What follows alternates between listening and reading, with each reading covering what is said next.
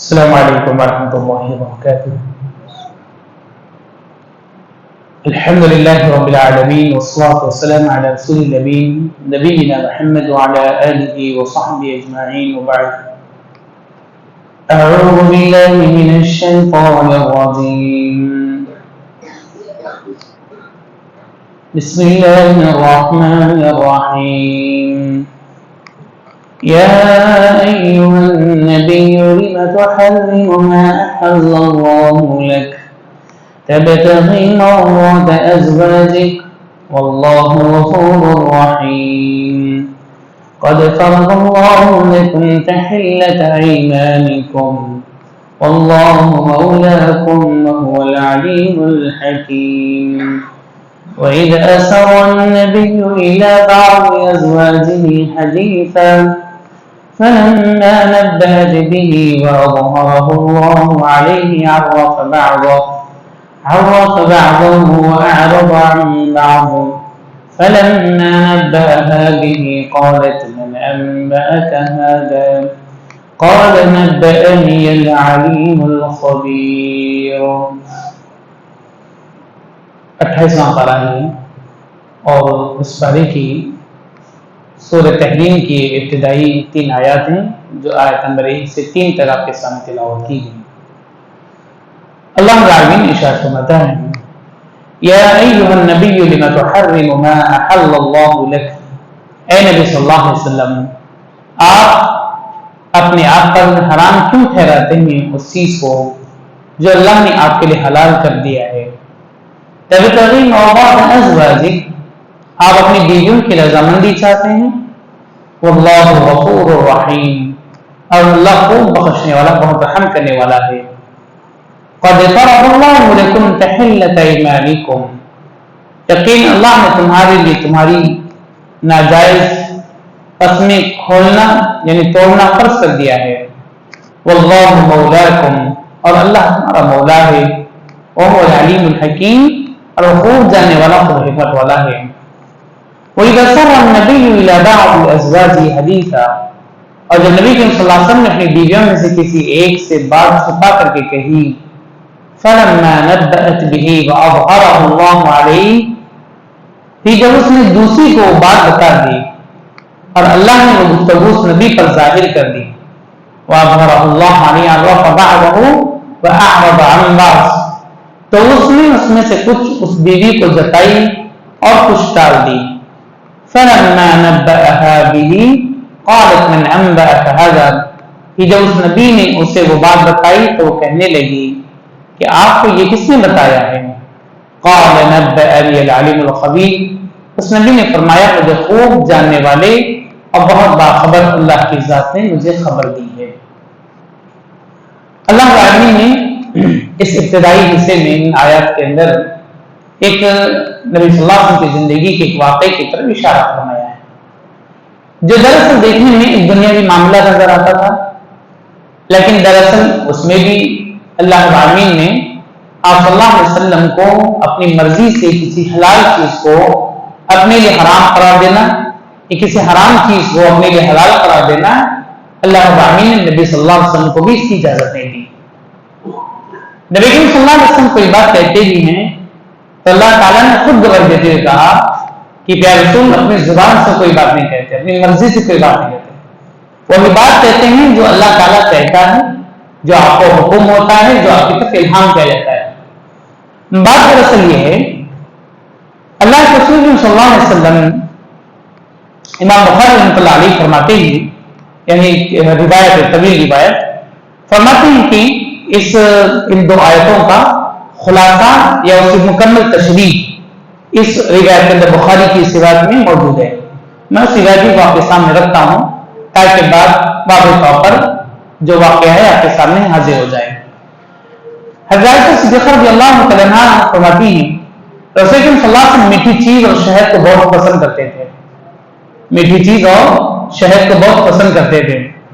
چنانچہ نماز عصر سے فراغت کے بعد آپ اپنی ازواج مطہرات کے پاس تشریف لے آتے، کیونکہ نبی صلی اللہ علیہ وسلم کی بیویاں زیادہ تھیں، تو جس دن جس کی باری ہوتی آپ رات میں جاتے ان کے پاس، لیکن ہر روز عصر سے لے کر کے مغرب کے درمیان جس کے پاس باری نہیں ہے نبی صلی اللہ علیہ وسلم ان کے پاس جایا کرتے تاکہ دن بھر کے حال چال خیر و برکت لے لے اور ان سے ملاقات ہو جائے، سلام کلام دعا اور ایسی مقصود ہوتی تھی.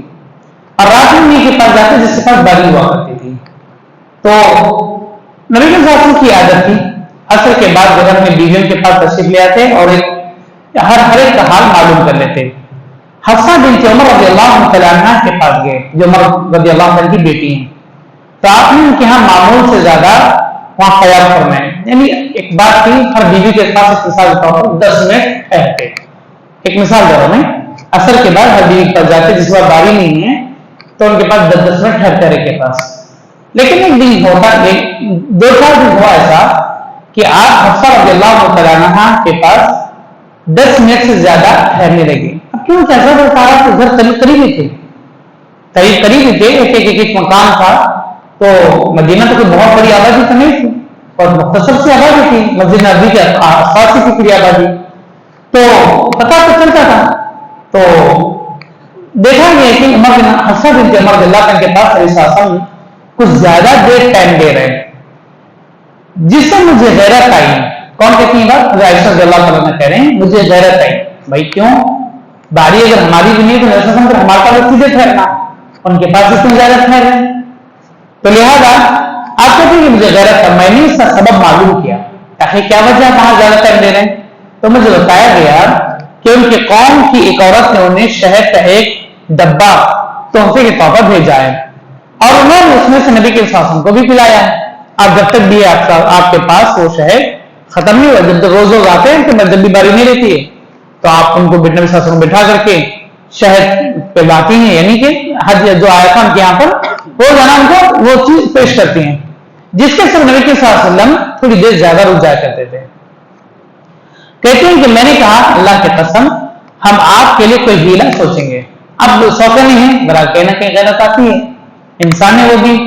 تو انہوں نے کہا کہ ایسا کرتے ہیں کہ بھائی ہم نبی صلی اللہ علیہ وسلم جب ہمارے پاس آئیں گے تو ہم کو ایک بات بنائیں گے، کہیں گے کہ کوئی بات ہے جو آپ کے اندر بو آ رہی وغیرہ بات آگے آ رہی، روایت میں بات آگے آ رہی ہے.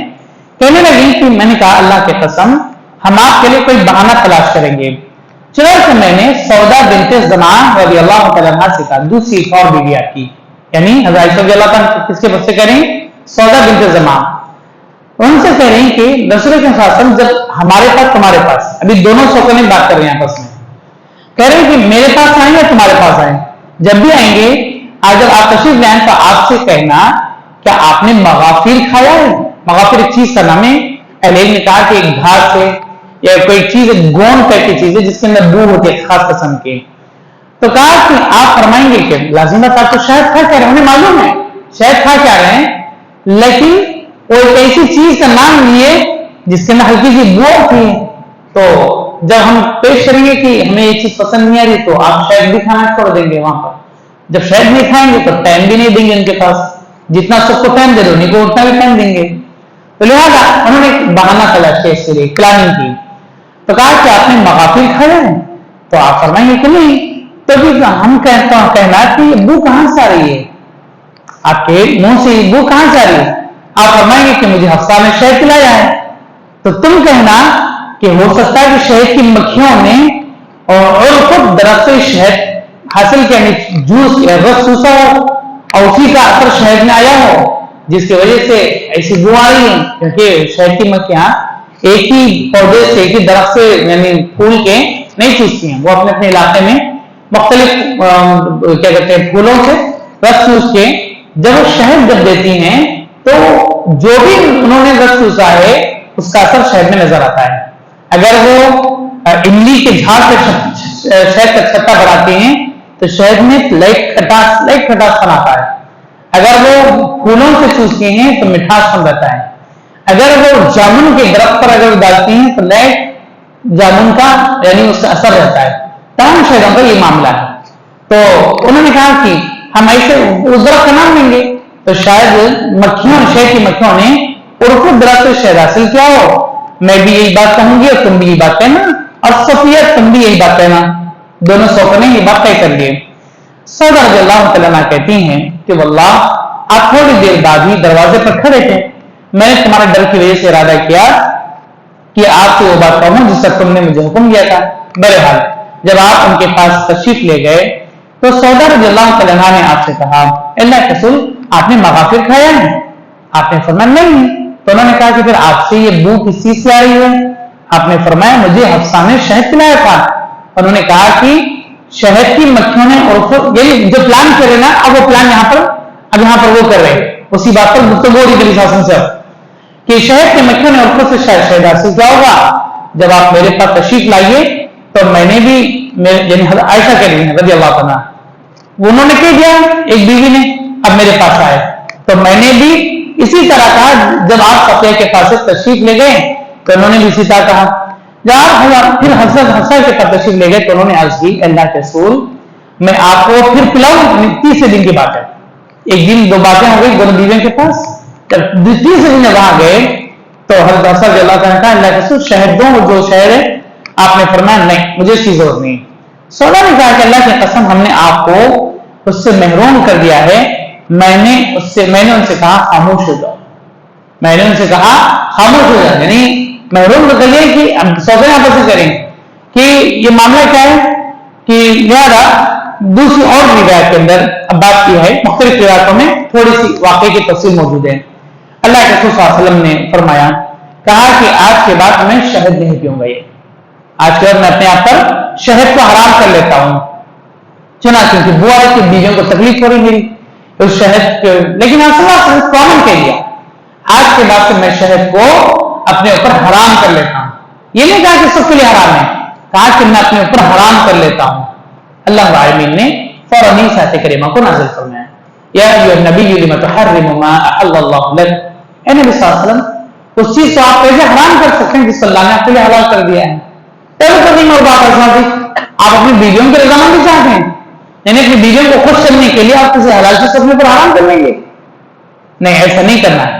ٹھیک ہے آپ نہیں کھاتے ان کے لیے مت کھاؤ، آپ ان کے لیے نہیں پیتے مت پیو، لیکن اس کا مطلب ہرگز ہی نہیں کہ اپنے اوپر حرام کر دو۔ اور پھر جب نبی صلی اللہ علیہ وسلم اپنے اوپر حرام کریں تو بہت بڑی بات ہو جاتی ہے۔ اس لیے اللہ تعالیٰ نے فوراً اس آیت کریمہ کو اتار کر کے آپ کو یعنی آپ کو ترغیب دلائی اور آپ کو یعنی رہنمائی کی آپ ایسا مت کیجیے۔ پھر اللہ نے کہا قد فرض اللہ لکم تحلۃ ایمانکم کہ اللہ نے تمہارے لیے تمہاری ناجائز قسمیں یعنی وہ قسمیں جو جائز ہیں، مثال کے طور پر ایک آدمی کہتا ہے کہ بھائی مجھے مچھلی پسند نہیں کیونکہ اس میں بساندھی بو آتی ہے، اس میں بساندھی بو آتی ہے، میں آج کے اوپر مچھلی کو حرام کر لیتا ہوں۔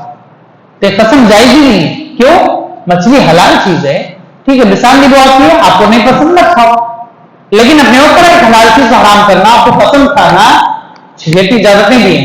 اسی لیے اللہ رب العالمین نے کہا اللہ رسول تمہارے لیے ناجائز قسمیں کھانا اللہ نے منع کر دیا ہے، لہذا قسمیں کھولنا فرض کر دیا ہے تمہارے لیے، کیونکہ قسم آپ کی جائز نہیں ہے، اس لیے فوراً آپ قسم توڑ دیجیے، قسم توڑ دیجیے۔ واللہ مولاکم، اب لہذا اگر آدمی قسم کھاتا ہے چاہے وہ ناجائز ہو چاہے وہ جائز ہو، اگر اس کو توڑتا ہے تو ایسی صورت میں اس کو کفارہ دینا ہوگا، جس کے قرآن میں دوسری اللہ نے ذکر فرمایا۔ اللہ نے منع فرمایا کہتا ہے کہ ایسی قسم مت کھا کیجیے، واللہ مولاکم، اللہ تمہارا مولا ہے۔ اب آگے اللہ نے آگے فرمایا وہی رسول اور نبی اللہ بات ہو جاتی ہے۔ اب بیویوں کے اندر جو باتیں ہوئی تھیں نبی صلی اللہ علیہ وسلم کے سامنے مجھے اور آپ کو کیا کیا کہنا ہے، یہ باتیں راز میں تھیں، یہ باتیں پوچھی لگی کوئی نہیں جانتے تھے سوا جو آپس میں ڈسکس کرے۔ تو جب نبی صلی اللہ علیہ وسلم کے اوپر رعایت کریمہ اتری تو آپ کو خبر لگ گئی کہ کس نے کیا کیا بات کی ہے، جی ویسے سامائیں اور آخر کے سارا واقعہ کو بتا دیا کہ آپ کی بیویوں نے آپ کے تعلق سے اس بات کو ناگوارا کیا، ناگوار محسوس کیا کہ کسی ایک بیوی کے پاس زیادہ ٹائم دیں صرف اس وجہ سے کہ آپ شہد کھائی اور انہوں نے آپ کے لیے شہد پیش کیا ہے، کیونکہ اب دوسروں کے پاس نہیں ہے نا بھائی کوئی چیز، زیادہ غریب زندگی تھی تو بس سلام کلام دعا کچھ پانی ہے تو پی لیے خاموش ہو گئی، اتنا ہی تھا معاملہ۔ تو اس وجہ سے انہوں نے نبی صلی اللہ علیہ وسلم کے اوپر سارا معاملہ اللہ نے جبرائیل علیہ السلام کے ذریعے سے کھول دیا ہے، واضح کر دیا۔ اب دوسری بیوی حیران ہے، یعنی جو پلاننگ کر کے آپ کو روک رہے تھے تو وہ لوگ پریشان کہ نبی صلی اللہ علیہ وسلم کی بات معلوم کیسے ہوئی، کہ انہوں نے جب اس نے دوسری کو بتا دی، اللہ نے گفتگو اس نبی پر ظاہر کر دی تو اس میں سے کچھ اس بیوی کو جتائی کچھ ٹال دی۔ جب نبی صلی اللہ علیہ وسلم نے پوچھا کہ معاملہ کیا ہے، ساری چیزیں جو تو کچھ باتیں انہوں نے بتائی لیکن کچھ بات نہیں بتائی ڈر کے، کیا بولیں گے نبی صلی اللہ علیہ وسلم؟ ہم نے تو کر دیا لیکن کیا بولیں گے، ڈر کے جو ہے نہیں بتائے. لیکن اللہ کے رسول صلی اللہ علیہ وسلم مسکرائے، مسکرا کے کہا تم نہیں بتاؤ گے تو کیا ہوا، آسمان والے نے تو مجھے بات بتا دی، آسمان اللہ العالمین نے مجھے یہ بات بتا دی ہے. لہٰذا فلما نبأ بها قال قد نبأك هذا، کیا پھر جب اس نبی نے اسے وہ بات بتائی تو وہ کہنے لگی کہ آپ کو کس نے بتایا یہ بات تو ہماری صرف ہماری 200 قوموں کے درمیان تھی، آپ کو کس نے بتایا؟